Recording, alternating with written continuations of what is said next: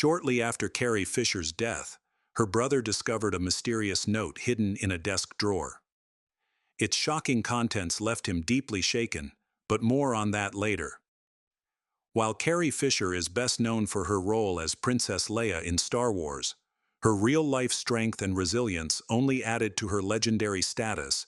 A natural writer, Fisher was never afraid to share her truth. She openly confronted her struggles with mental illness and addiction, while her tumultuous love life revealed her emotional vulnerabilities. Carrie Fisher, born on October 21, 1956, was raised in a well-known Hollywood family.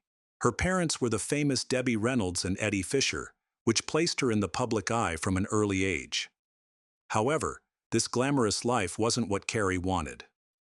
She longed for a sense of normalcy and resented sharing her mother with the world, constantly competing for her attention. Seeking solace, she immersed herself in books, earning the nickname the bookworm. Writing was her true passion, but her mother's influence eventually pulled her into the spotlight. At just 16, Carrie appeared alongside her mother in the Broadway production of Irene. This experience was far from the normal life she craved, and the demands of the stage soon interfered with her education, forcing her to drop out of school. A year later, she made her film debut in Shampoo. Her academic ambitions gradually faded, and her path to stardom became inevitable. Today, Carrie Fisher is inseparable from her most iconic role, Princess Leia in Star Wars. At only 19, she couldn't have imagined the cultural phenomenon the film would become. Leia's sharp wit and fearless spirit made her an icon, but behind the scenes, Fisher was hiding a painful secret that she carried for much of her life. In 2016, Fisher revealed this secret in her memoir, The Princess Diarist, which was based on the journal she kept while filming Star Wars. In it, she confirmed long-standing rumors she and Harrison Ford had an affair during the production. However, their relationship was far from the romanticized love story of Leia and Han Solo. Instead, it was complicated and troubling, casting Ford in an unflattering light. Their affair began at George Lucas's birthday party, where Fisher was the only woman in a room full of men. The situation quickly turned uncomfortable. The crew encouraged her to drink heavily, and despite disliking alcohol, her insecurities and desire to fit in led her to overindulge. As the night went on, the atmosphere grew darker. Some crew members began taking advantage of her intoxicated state, and at one point they even tried to drag her away from the party. When Harrison Ford witnessed the situation, he decided to act. In what seemed like a heroic gesture, he stepped in, saying, "Pardon me, but the lady doesn't seem to be very aware of what she wants." This sparked some commotion, and during the chaos, Ford took the opportunity to escort Carrie Fisher away from the event. He led her to the privacy of a car, where, once alone, his intentions became clear. In that car, Ford embraced the intoxicated Fisher and kissed her passionately. This moment marked the start of their 3-month affair. However, much like the awkward circumstances of their first kiss, their relationship was far from ideal. In her memoir, Carrie Fisher does not portray Harrison Ford as a particularly attentive or loving partner. Her descriptions reveal her own longing for his affection. Beyond their physical relationship, Ford rarely showed her warmth or even engaged in meaningful conversation. He was a married man with 2 children and had no intention of committing to her. Fisher, however, was entirely focused on him, consumed by her feelings. Her account of this period reflects the vulnerability and sadness of unrequited love. She admitted to fantasizing about Ford leaving his wife, and often wondered what more she could do to make him care for her. Despite her attempts to maintain humor about the situation, it is evident that their relationship was largely one-sided. Fisher wrote, "I loved him, and he allowed it." While her feelings were unreturned, she acknowledged that their off-screen chemistry benefited their on-screen romance, making their scenes together more natural. She often used humor to draw laughter from Ford, but in hindsight, she questioned whether she had chosen the wrong leading man. It wasn't just Harrison Ford who shared a connection with Fisher. Mark Hamill, who played Luke Skywalker, also admitted to feeling a spark with her. However, his professionalism kept him from pursuing anything further. Still, the two shared an intimate moment while discussing kissing techniques. Hamill recalled the moment vividly, saying, "When I think I'm a fairly good kisser, I like to let the women come to me rather than being aggressive." Fisher responded, "What do you mean?" And before they knew it, they were kissing like teenagers. Though the moment ended in awkward laughter, it left a lasting impression on Fisher. Reflecting on her affair with Ford, she also expressed regret about the missed opportunity with Hamill. Her words were poignant. "I'm sorry it's not Mark. It could have been, it should have been. It might have meant something. Maybe not much, but certainly more." Hamill, however, seemed to handle those lingering what-ifs in his own way. Fisher and Ford's affair caused quite a stir, and it deeply surprised Hamill.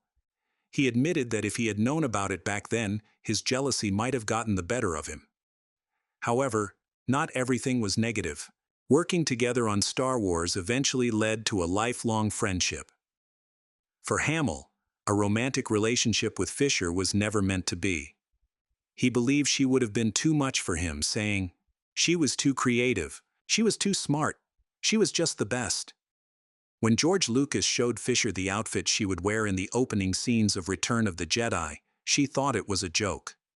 It was the slave Leia outfit, a metal bikini that left very little to the imagination. After the film's release, this outfit turned Fisher into an icon. While many adored the look, Fisher herself wasn't a fan. Wearing the revealing bikini made her uncomfortable. She wanted to look flawless and had to sit perfectly straight during filming to avoid any creases or lines. This pressure to look perfect took a toll on her self-esteem over the years. Yet, she found some satisfaction in the scene where she killed Jabba the Hutt. Fisher said, "I just couldn't wait to kill him." In the story, Jabba was the reason she had to wear the dreaded bikini, so his death felt like redemption for both her and Leia. The golden bikini wasn't the only Star Wars look Fisher disliked. She also hated Princess Leia's signature double bun hairstyle. It took 2 hours to style, meaning she had to arrive on set earlier than anyone else. To make matters worse, she thought the hairstyle was unflattering, making her face look wide and unattractive. Fisher felt immense pressure to embody the image of a princess. In fact, she almost didn't get the role at all. In 1976, George Lucas was searching for a beautiful actress to play Princess Leia. When Carrie Fisher was suggested, he nearly passed on her. The actress he truly wanted was Jodie Foster, but scheduling conflicts forced Foster to turn down the role. Looking back, it's hard to imagine anyone else bringing the same energy and charm to the stubborn princess as Fisher did. That same year, Fisher had a brief fling with Ford. Shortly after, she met another man, Paul Simon. At the time, she didn't know that the famous musician would go on to play a significant role in her love life for the next 12 years. The following year, Carrie Fisher appeared on Saturday Night Live and reconnected with Paul Simon. Their chemistry reignited, and before long, Carrie moved in with Simon at an apartment on New York's Central Park West. Her vibrant energy brought new life to their relationship, but it wasn't without challenges. Carrie struggled with mental health issues and substance abuse, which began to strain their romance. Her unpredictable behavior and intense mood swings created constant turmoil, leading to frequent breakups and reconciliations. During one of their separations, Carrie developed a strong connection with her co-star Dan Aykroyd during their work on The Blues Brothers. Concerned about her health and noticeable weight loss, Dan often encouraged her to eat. However, during one meal, disaster struck. Carrie began choking on a Brussels sprout. At first, Dan thought she was laughing, but he quickly realized she was in serious distress. Acting swiftly, he performed a life-saving maneuver and managed to dislodge the food. Still shaken 10 minutes later, Dan surprised Carrie by proposing to her on the spot. Moved by his heroism, Carrie accepted. They came close to getting married, even purchasing rings and completing blood tests. But ultimately, Carrie couldn't go through with it, her feelings for Paul Simon lingered, and she returned to him. Although they reunited and attempted to make their relationship work, the 1980s remained turbulent for Carrie and Paul. Their on-again, off-again dynamic persisted, but the thought of parting ways was too painful. Instead, they took the opposite route and got engaged. The wedding was held at Simon's New York City apartment, with notable guests like Kevin Kline and Billy Joel in attendance. However, their marriage quickly became rocky. Even on their honeymoon, tensions flared. Carrie later recalled a heated exchange with Simon saying, "Not only do I not like you, I don't like you. You personally." Despite their frequent arguments, Carrie's humor and charm often brought them back together. She could make Simon laugh like no one else, and this kept their connection alive. Unfortunately, their love wasn't enough to sustain the marriage, and after just 11 months, they decided to divorce. This wasn't truly the end of their story. Like two unpredictable magnets, Fisher and Simon kept being drawn back to each other. Even after their divorce, they maintained a connection. Fisher even helped raise Simon's son, Harper, from another marriage. When they argued, she often tried to see the humor in their conflicts and reminded herself of the good times they shared. But ultimately, it wasn't enough. During a trip to Brazil, Fisher visited a spiritual healer, an experience that changed everything. While Simon was in Brazil writing music, Fisher participated in a spiritual cleansing ceremony where she drank hallucinogenic tea. The visions she experienced gave her a sense of clarity, and this moment led her to end her relationship with Simon for good. She later described feeling trapped under Simon's endlessly analytical and controlling nature. Simon, on the other hand, used their relationship as inspiration for his music, but chose to keep the details private. He respected Fisher's decision to share her side of the story openly. In his famous song Graceland, he referenced her with the lyrics, "She's come back to tell me she's gone. As if I didn't know that. As if I didn't know my own bed. As if I'd never noticed the way she brushed her hair from her forehead." While their breakup weighed heavily on Fisher, she was beginning to face serious personal challenges of her own. Fisher's substance use began during the filming of The Empire Strikes Back and worsened over time. Despite her struggles, she found a way to turn her pain into something meaningful. Her journey to recovery became the foundation for her novel Postcards from the Edge, which opened up conversations about mental illness and addiction. Her candidness and resilience gave hope to others facing similar battles. Even with her personal challenges, Fisher maintained a successful career, particularly as a writer. In addition to acting and her own creative projects, she became a sought-after script doctor in Hollywood, refining and improving screenplays. George Lucas even hired her to polish the dialogue in his Star Wars prequel scripts. Little did she know, her connection to Star Wars was far from over. After her long and complicated relationship with Simon ended, Carrie Fisher began dating prominent talent agent Brian Lord in the early 1990s. Although she often called him her second husband, the two never married. They did, however, have a daughter named Billy. Everything seemed to be going well until Lord revealed a shocking truth. He left Fisher for another man. The betrayal left her feeling humiliated and heartbroken. Fisher couldn't help but compare her situation to her parents' turbulent breakup, as her father, Eddie Fisher, had left her mother, Debbie Reynolds, for Elizabeth Taylor. Suddenly, she found herself in her mother's position, raising her baby girl alone. Despite this heartbreak, Fisher's love life wasn't completely over. In 2003, she met James Blunt, a young ex-soldier, through mutual friends. The two quickly became close friends after meeting at a restaurant. When Blunt mentioned he had just signed a record deal and was moving to LA, but hadn't found a place to stay, Fisher invited him to live with her while he worked on his debut album. Blunt fondly recalled recording his hit song You're Beautiful in her bathroom and spending time with Debbie Reynolds, who always insisted on being fully made up before seeing him. However, one memory of Fisher stuck with Blunt. Ever the prankster, she placed a cardboard cutout of Princess Leia outside his bathroom. On the cutout's forehead, she had written her birth date and, chillingly, the date of her death.